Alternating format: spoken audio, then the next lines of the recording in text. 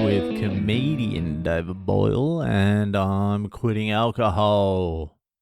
So it's been a big Sunday in world news. Tyson Fury took his first L today against, what's his name? Vladimir? No, that's Putin. Alexander Usyk.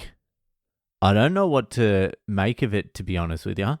Usyk beating Tyson Fury pretty much makes Usyk one of the greatest heavyweight champions of all time. He beat Joshua twice and now beat Fury, who has beaten everyone.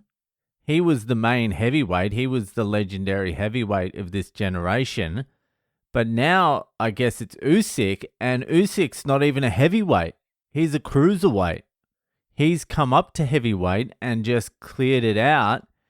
And I just don't know what to make. Like, is Usyk like up there with the greatest heavyweight champions of all time? He's only had like 3 fights at heavyweight, and now he's unified the belt for the first time since, who was it?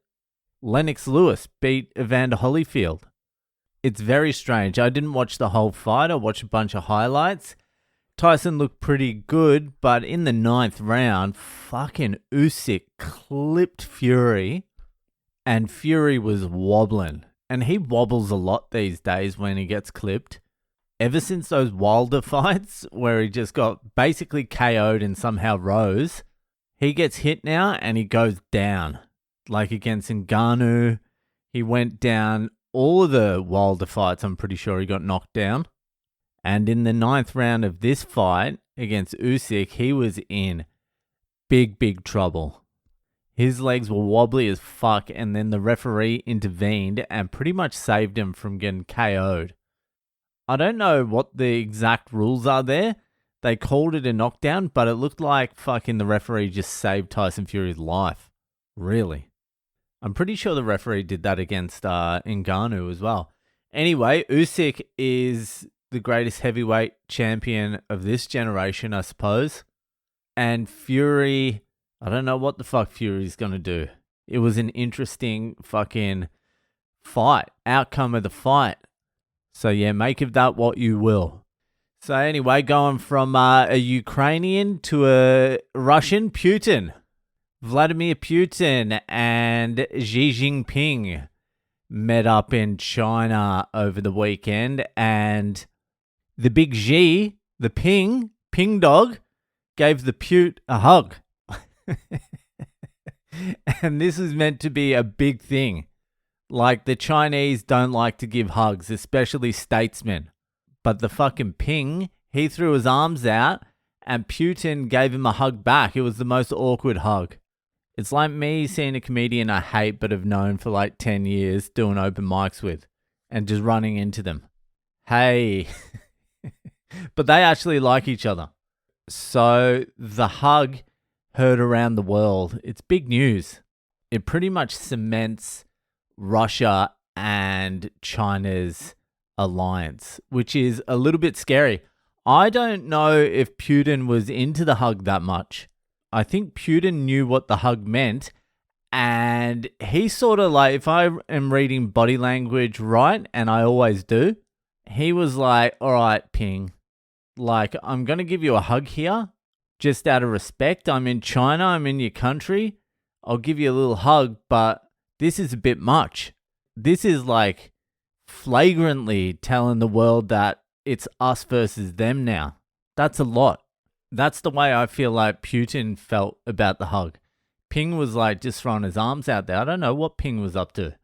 But what the hug does mean, if there's any escalation of the Ukraine war, if NATO gets involved, if the US gets involved, then China is 100% behind Russia.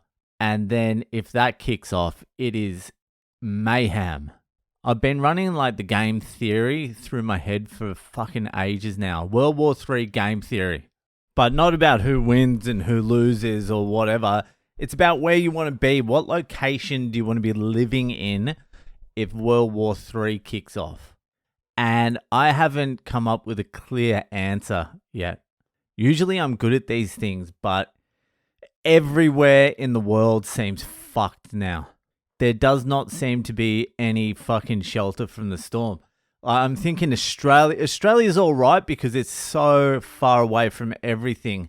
But the problem is they lock you down in Australia. Like if a nuclear war or something like that kicks off, or World War III, whatever, you can pretty much guarantee you're not going to be leaving Australia for a decade, if not more. They're just going to lock you down. It will be like elites and VIPs that are allowed to leave Australia. That's it. The general population will be just stuck in a convict, in a penal colony like it originally was. So Australia is like a concern for me just because of freedom of movement. And if they lock down the cities in Australia, there's only really like a few entries in and out of each place. Not that that's going to matter. Eventually, it's going to be AI drones and all that sort of shit. So they'll find you even if you're running. The next country was like India. I'm like, India. All right, India is good in the fact that you have like your freedoms, your general freedoms. People sort of leave you alone. But I feel like that might change because the president or the Prime Minister Modi, Narendra Modi, is about to get elected in for another term. And this time, he's really fucking pushing the envelope of just full-on dictatorship. He's pretty much wiping out any competition this time. Next time, he'll just won't hold elections. If he makes it through this time, it's going to be full dictatorship. There won't be any more Indian elections. It will stop being a democracy. And if World War III kicks off, he's 100% dictator of India now. And if a World War III does kick off, he will start going after the Muslims. There will be wholesale fucking killings of the Muslims in India, which will start some sort of shit. So India, I can imagine during that period, is not going to be a very safe place to be. The US has its pros and cons. Many, many cons. A few pros, though. I feel like America is like a place where you've got a chance. Like if you're up for the fight, you've got a chance. But one of the major cons is I'm not too sure the people are going to be fighting the right people. I feel like the people are going to be fighting each other rather than starting some sort of like revolution. And that's not going to end well if that happens. Plus, they'll be in like a world war, so there'll be all sorts of shit coming fucking the US's way. And if the Israel fucking Palestine thing lasts much longer, then you can imagine there's going to be some fucking terrorist attacks there as well. I think America is going to be like real simmering along until these elections, and then the elections, it's just going to blow up either way. But the US could become more like Hunger Games. But you got guns, you got access to guns. So if you're up for it, it can happen. Canada might actually be the place. Canada's a lot like Australia. It's not detached like Australia is. It's not in the middle of the fucking ocean by itself. It's right next to the US. You can get into Central and South America pretty easily. If you need to hide out, you just go into some of that white stuff on the map. Just fucking build an igloo, hang out with the fucking Aboriginal people there. That sounds all right. All you need to do is get through like 5 or 6 years. I don't feel like the Canadians are going to go after each other as hard as like the Americans will. Maybe the Canadians will get dragged into some bullshit that I'm unaware of. But apparently the leader of the opposition in Canada is all right. Apparently he's a Bitcoiner or like a potential Bitcoiner. And apparently he has a pretty good chance of beating Trudeau. So Canada could be an option, but then also cost of living there, it's pretty hectic, and there's always a chance I end up in Hastings Street in Vancouver. Then you've got like your Mexicos, which you can sort of like disappear. You want to be in a place where you can sort of just disappear. 2 Australian brothers got murdered in Mexico recently, so I don't know how safe that is. I think it's just outside of Tijuana. That's not too exciting. But you could probably go somewhere and just hang out. I don't know. That's sort of like a little bit more dicey because you don't know the lay of the land. Plus, you've got the fucking cartels and all that sort of shit to contend with if shit really blows up. So that's not looking that good.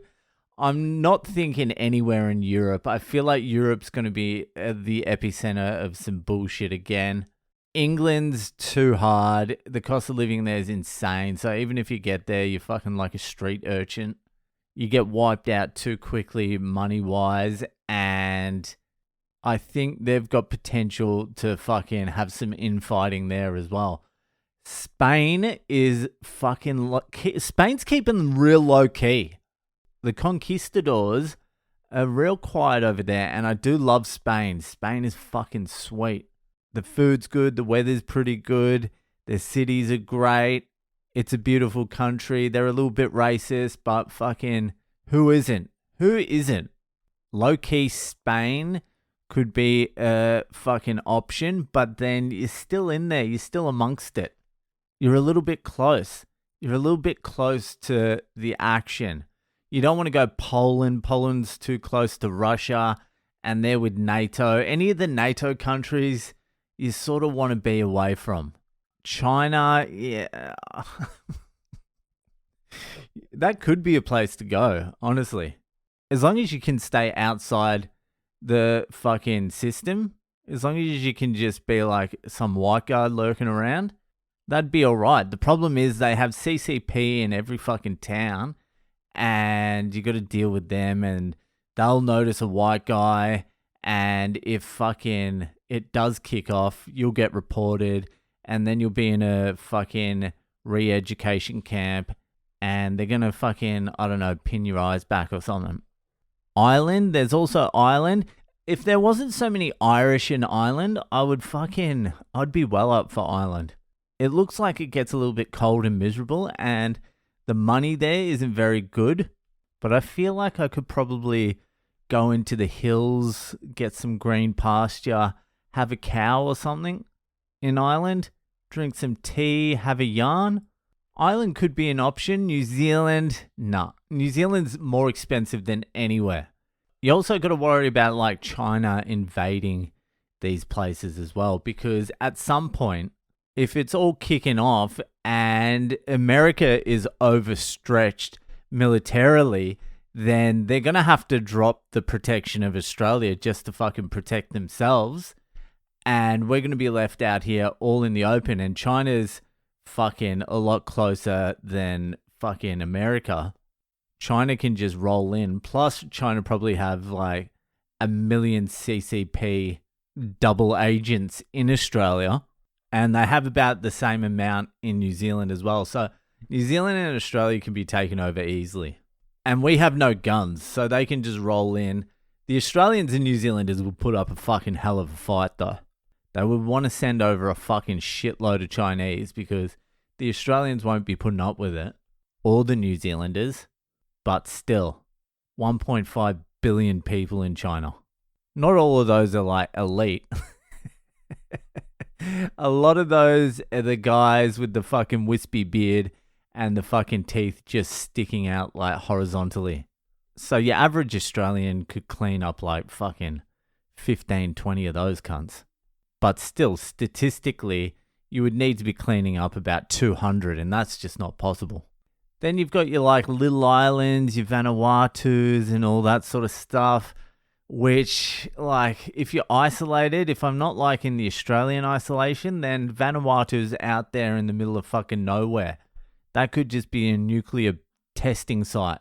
I just don't know where the best place to be for the next 5 or 6 years is going to be. Maybe somewhere in Asia. You see, you've got like your Thailands and shit like that. I didn't think about that. You've got Cambodia, Malaysia. Southeast Asia is a pretty cool place. You can really fucking just settle up there and vibe. And I don't think they're going to get dragged into it too much. Maybe the Philippines with China. I don't know. I don't think it's going to be too rough for Southeast Asia. I think they're going to come out of it pretty good. Then you've got like your African countries. You've got like Kenya, Nigeria. I mean, if they're the safest places to go at any point, then the world is truly fucked. But these are just little things you need to be thinking about on a Sunday afternoon. Just a little bit of food for thought. A Chinese president fucking hugs the president of Russia and you go into like a fucking existential crisis. That's what happens on a Sunday afternoon. Anyway, fucking that'll do it for today. I start work on Tuesday and I'll see ya the fuck later.